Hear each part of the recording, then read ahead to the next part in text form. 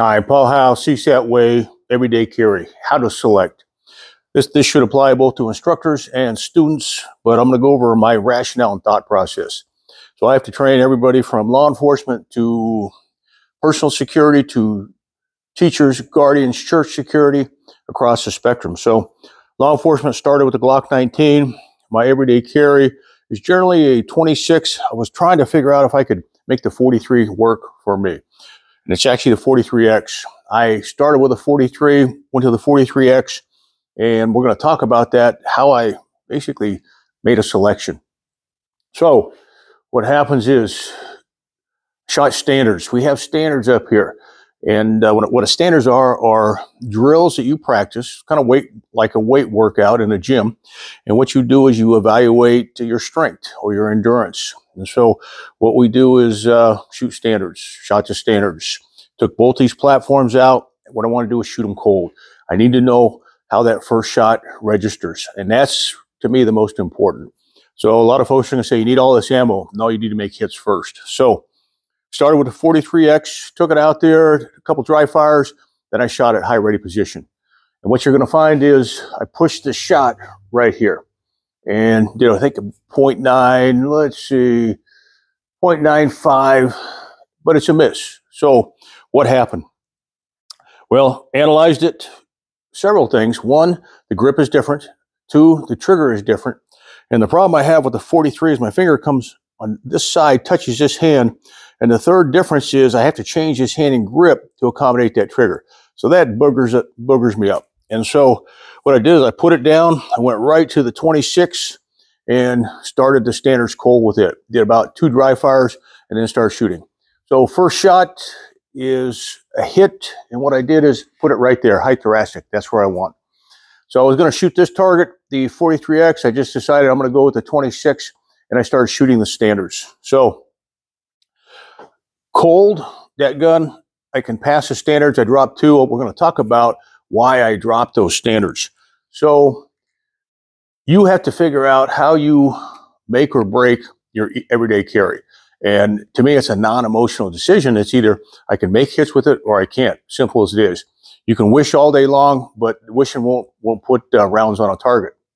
So the standards, these will go into vehicle assaults, outside contact, inside, pieing rooms, the whole 9 yards. So it covers everything to get you up to tactical drills. So went through, had 2 issues. First was the holster. And what happens with the holster is this holster, it's got an X on it now. It's a Yestertech holster. It doesn't have an adjustment screw. This thing is so tight that it lifts my belt about up to here, almost to my nipple line to get that pistol out. So it cost me a shot. I pushed a shot right there. I was about 1.9 something. Normally 1.7 is our time, but I wanted to make a good hit. But trying to get that pistol out was so. This holster is going away, and I may cannibalize it for parts.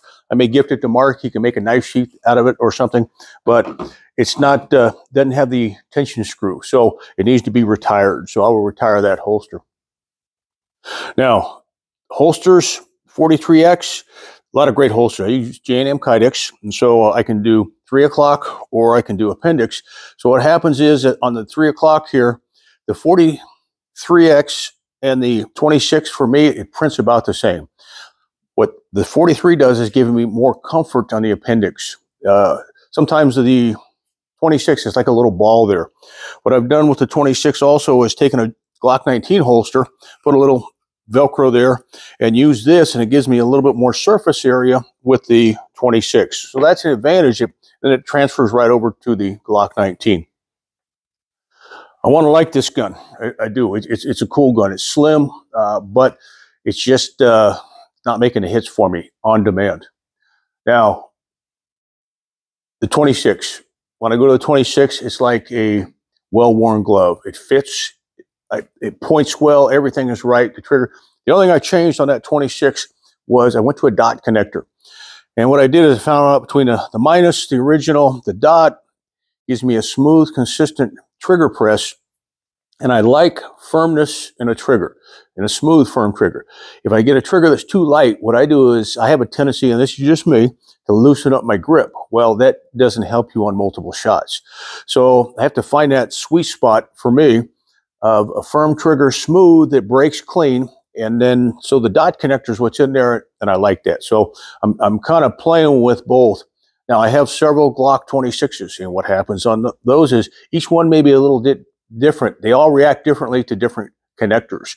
And so you try to find one that trigger break and my Glock 19s are about the same trigger break. That way, when you pick up one platform, you have to learn your trigger. And so I want them all the same or as close as possible. Let's see. Other problem I had, 25 yards. So standing holster, kneeling position, 3.25 is our goal. I broke the shot early. And so what I was doing is thinking about the original trigger, and it was actually the connector broke. So I have to learn that new connector and that trigger. And yes, I was pulling the front sight down, shot early, and that's an issue. So we have problems here. I have to put the mileage in now on those new connectors to learn them. So the other issue I was going to bring up, and the groups I'm happy with, but this group I'm not. So what I did is 2 shots, 2 targets. Now, cause and effect. It's a mental thing, and I notice the little things when I shoot. I'm really situation aware. Had the X grip, and what I did is I did 1-2, transferred over to my next 2 shots to the next target. I felt something kind of give here. My mind focused from front sight to the X grip, and what happened is this is wide. Normally, it should be about right there. So I go, okay, cause and effect. How do I fix it? All the other shots were with the little finger grip here, and so I'm just probably going to get some more of these magazines.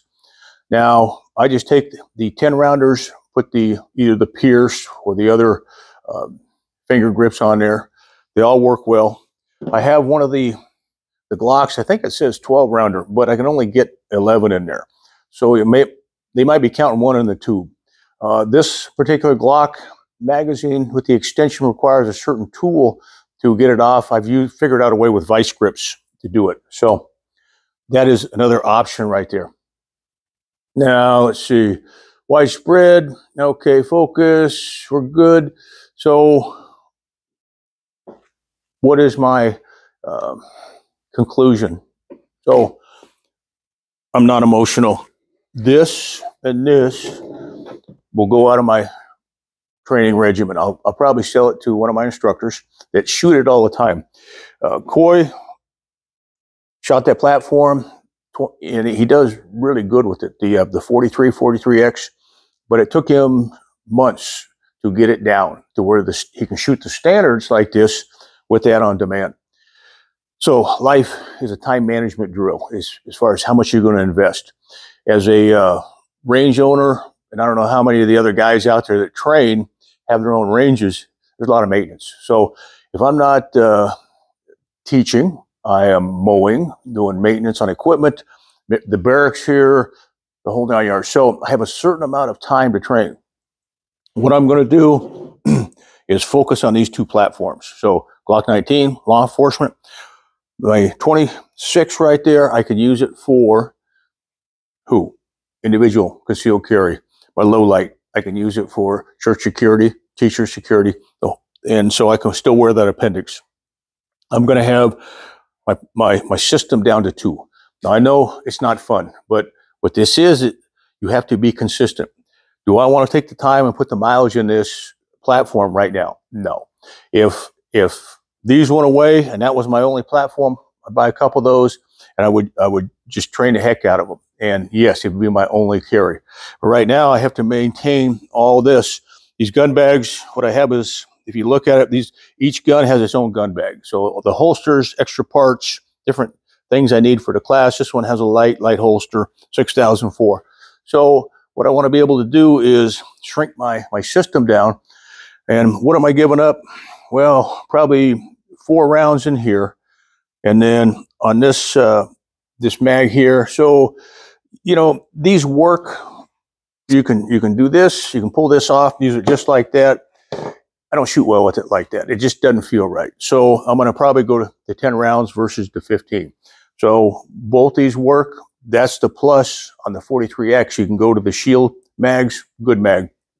Now, am I worried about that? Not really. That's to solve a problem and get to my rifle. I believe in making hits and not brass, so I want to set this up to make the hits first. And that first shot is huge. This is what I want on the first shot. This, to me, is unacceptable. So how much mileage do I have to take to get that one up? And for me right now, it's easier just to settle with this proven system that works for me, fits my hand. All right. Last thing.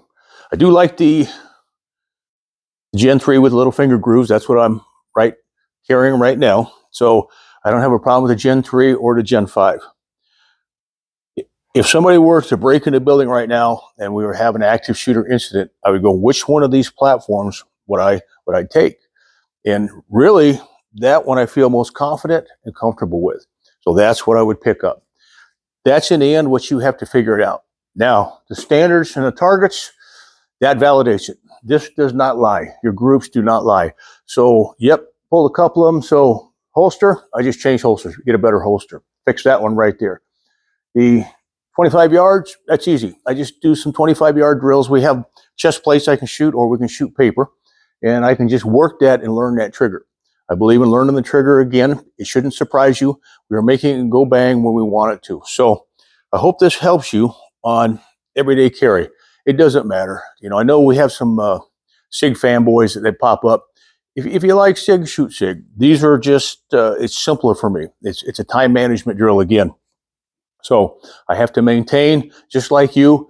Everybody thinks because you own a range that you're always out there shooting. No, I'm out there doing a lot of work. Probably 70 to 80% labor, and then I get to shoot once in a while. And I have to maintain rifle, pistols. So again, you have to be efficient. I hope this helps you. A lot of information, short amount of time.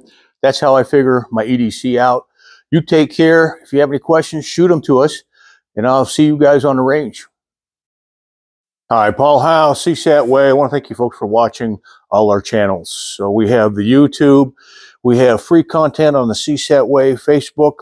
If you want precision shooting techniques, go to the Patreon, CSAT Patreon site.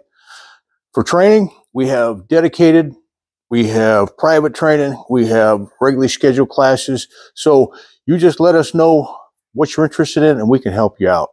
We look forward to seeing you folks on the range. You take care, be safe.